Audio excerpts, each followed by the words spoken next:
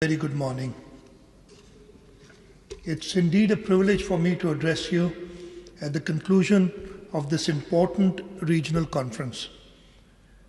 I welcome you all to Karachi, a city of resilience and ambition, and to Sindh, a land that has never been silent in the face of injustice and never absent in the struggle of democratic continuity.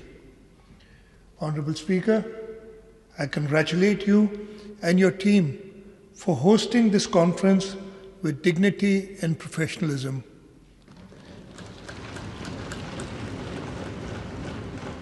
In today's world, bringing together diverse political voices is not easy.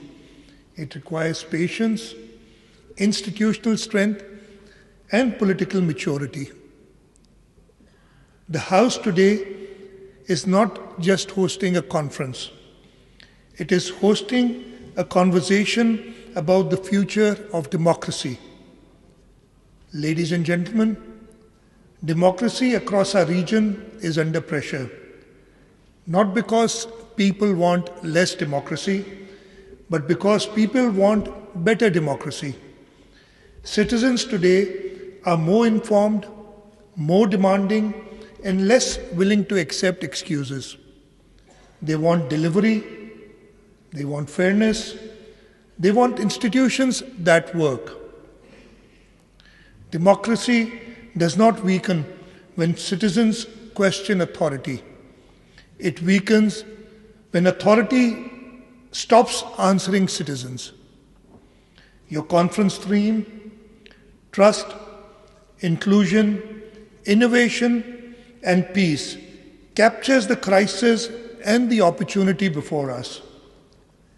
Trust has been eroded because people often see inequality before the law. Inclusion is questioned because power still circulates within narrow circles. Innovation is delayed because institutions resist change. Peace is threatened when injustice becomes routine. In Sindh, we do not claim perfection. Governing is hard work. We govern in different economic conditions, under climate stress, and with growing social expectations. But we have made a clear political choice.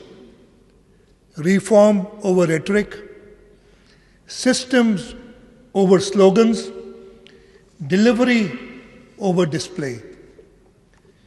Trust is rebuilt through transparency and accountability.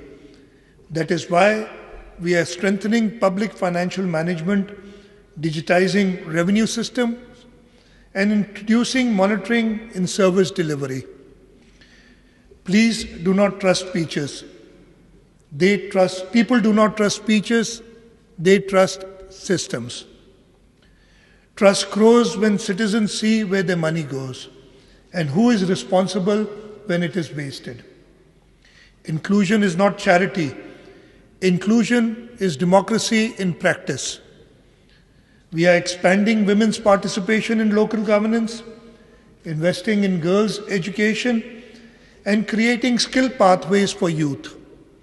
We are strengthening protections for minorities and vulnerable communities. A democracy that excludes is not stable. It is fragile, and fragility eventually becomes instability. Innovation is not about technology alone. It is about changing how governments think, decide, and deliver. We are reforming procurement, expanding e-governance, and using data to improve health and education outcomes. But innovation must serve people, not impress donors. Technology must shorten the distance between citizens and the state and not widen it. Peace, in our context, also means social justice and climate justice.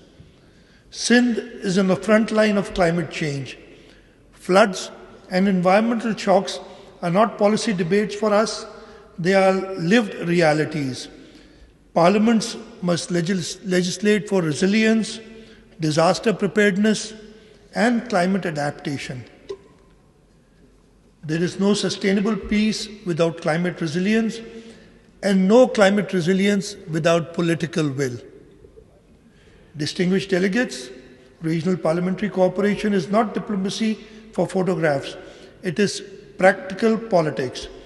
When parliaments share legislative models, oversight tools, and accountability practices, governance improves. Democracy grows faster when it learns from neighbors instead of repeating their mistakes. Let me also say this candidly: polarization is weakening institutions across our region. When parliaments become arenas of hostility instead of accountability, the only winners are those who benefit from chaos. Sindh believes in strong debate, but also in strong institutions. Parliaments must be battlefield of ideas, not battlefield of egos.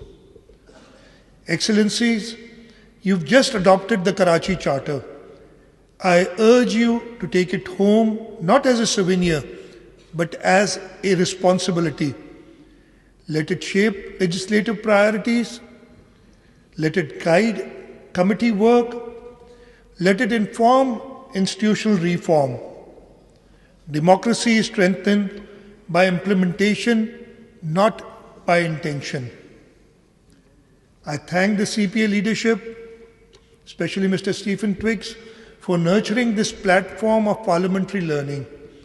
I thank all delegations who've traveled to be here. Your presence reflects trust and friendship. I thank the organizers, the secretariat, parliamentary staff, and the volunteers whose quiet professionalism made this conference possible.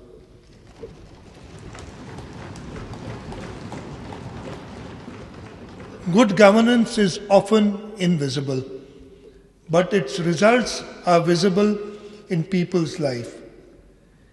You will leave Sindh with memories of our culture and hospitality. I hope you also leave with something deeper, a renewed political commitment to make your parliaments more transparent, more inclusive, more innovative, and more trusted. Because at the end of the day, democracy is not measured how powerful leaders feel.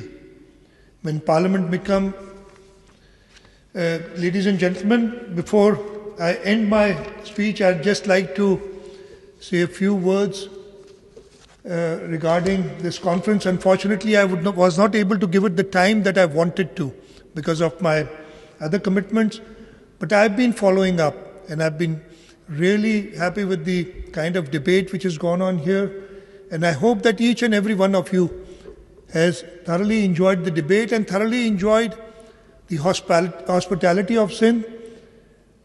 I've been following the debates. I heard the leader of the opposition saying that you might have gained a few calories here. But that, as he said, was our good intention. Inshallah, you'll remember this conference, you'll remember the people of Sindh, the people of Karachi, and you'll take back good memories, and you'll put whatever has been discussed here in practice in your own parliaments.